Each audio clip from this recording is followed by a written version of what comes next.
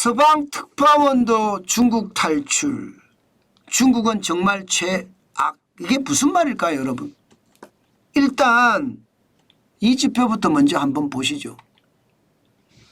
서방 언론사 중국 주재 특파원입니다. 최근 6년 사이 기준입니다. 2024년 9월 현재 뉴욕 타임스는요 10명이 2명으로 줄었습니다. 10명이. 예, 월스트리트 저널은요 15명이 3명으로 줄었습니다. 워싱턴 포스트는요 2명이 다 철수해버렸습니다. 0명이. 와, 이거 여러분 진짜 충격적이지 않으세요? 기본적으로 여러분 중국 경제가 어떻게 된다 이 말은 기사 자체가 홍보가 되는 거잖아요.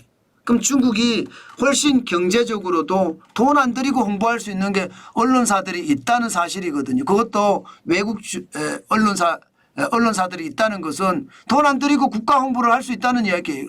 그런데 워싱턴 포스트 같은 데가 탈출해버렸어요. 다. 월스트리트도 지금 15명에 3명으로 줄어들고요. 게다가 뉴욕타임스도 그만큼 줄어들고요. 이것은요 여러분 두 가지를 해석할 수 있습니다. 하나는요 중국의 언론 통제가 굉장히 심해졌다. 이렇게 말입니다. 예, 이것은 여러분 저는 충격이라고 생각하거든요. 두 번째는요 중국은 더 이상 취재 대상이 아니다. 이렇게 판단할 수 있습니다. 취재 대상이 아니다. 이것은 어떻게 생각하면 뉴스를 양산하지 못하는 거예요. 새로운 소식을 만들지 못한다는 거예요. 중국이 망해가고 있다는 이야기입니다. 당장 말입니다. 중국이 언론 통제를 한다는 이야기는 당연히 이 지수에서 나옵니다. 여러분 보시다시피 세계 언론 자유 지수를 보면 순위가 북한하고 중국하고 비슷해요.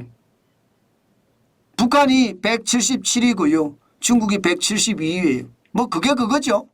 그게 그겁니다.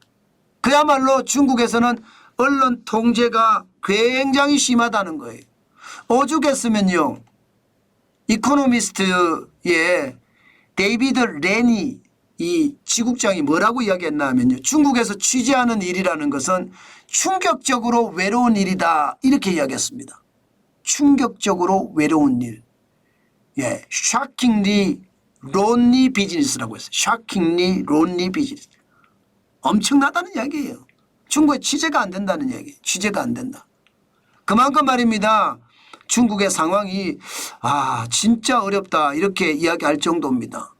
여러분 알다시피 이 데이비드 렌이라는 이 친구는요. 아마 차관이라고 하는 차관이라는 말이 찻집이란 뜻이거든요. 중국에 대한 이야기를 칼럼으로 계속 써왔던 그런 기자예요. 그런 기자까지 떠날 정도면 취재가 진짜 어렵다는 이야기가 되는 건가요? 저는 여러분 중국이 취재가 어렵다. 이 속에는요. 확실하게 뒤집어 보면 두 번째 제가 이야기했던 거 있죠. 중국 경제가 뉴스가 없다는 이야기. 맞습니다. 중국 경제 지금 꼬꾸라지는 거예요. 굉장히 어려워져도 이 정도까지 어려워지나 그렇게 이야기할 정도로 진짜 어려워진다는 이야기입니다. 그러다 보니까 뉴스가 만들어지지도 않는 것도 당연하고요. 통제를 하니까 더 이상 뉴스가 안 만들어지는 것도 맞습니다. 그러니 언론사가 다 떠나는 거죠. 그런데 언론사만 떠나느냐? 아니에요. 언론사만 떠나는 게 아닙니다. 지금 기자만 떠나면 다행이게요. 지금 외국 학자들도 떠납니다.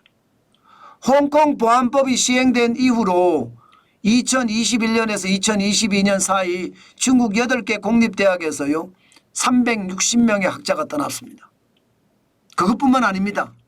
외국계 컨설턴트들도 다 떠납니다. 미국 갤럽이 2023년에 30년 만에 중국 철수를 했고요. 베인앤컴퍼니는 지금 고강도 조사를 받고 있거든요. 베인앤컴퍼니가 세계적인 컨설팅 회사입니다. 고강도 조사를 받고 있으니까 나가겠다 이거예요. 이제 더 이상 중국에 미래는 없다 이런 얘기죠. 이것은 여러분 솔직히 중국이 망해가고 있다는 증거입니다. 기자들이 떠나고 학자들이 떠나고 컨설턴트들이 떠나면 나중에 남는 거는 그들끼리 해먹겠다는 이야기잖아요. 중국인들끼리 해먹는 게 이게 여러분 생각했던 것보다가 굉장히 나빠집니다. 러시아 봤잖아요. 러시아. 예, 1960년 70년 이때만 하더라도 미국하고 쌍벽을 이룰 정도로 경쟁이 굉장히 심했습니다. 기술력도 좋았고 경제도 좋았고. 지금은 어떻게 됐습니까? 페레스트로이카 나오면서 무너졌잖아요. 완전히 무너져. 중국이 그렇게 안 되리라는 보장이 있을까요? 저는 중국이 그렇게 될 가능성이 굉장히 높다고 봅니다. 중화 사상이라고 해서 중국계 뭐 33개 중 성인가요? 33개 성을 뭐 계속 33개가 31개 성이죠. 31개 성에 50개 민족 55개지 55개 소수민족이 있는데 이거 계속 통제해서 간다는 거 저는 쉽지 않다고 봐요. 결국 경제가 나빠지면 중국도 혼란이 오는 거고 혼란이 오면 예, 과거 소련 탓이 안 된다는 거 예, 저는 장담할 수 없다고 봅니다. 과거 소련처럼 그렇게 무너질 수도 있다. 저는 그렇게 생각합니다. 기자들, 학자들, 컨설턴트들 다 떠나니 그만큼 어려워진다는 이야기가 현실이 된다는 이야기. 저는 여러분에게 먼저 말씀을 드리겠습니다. 제가 왜 먼저라고 했느냐. 이게 분명히 그런 일이 벌어질 겁니다. 중국의 상황이 진짜 나빠지는 그 상황이 올 거라는 말씀이죠.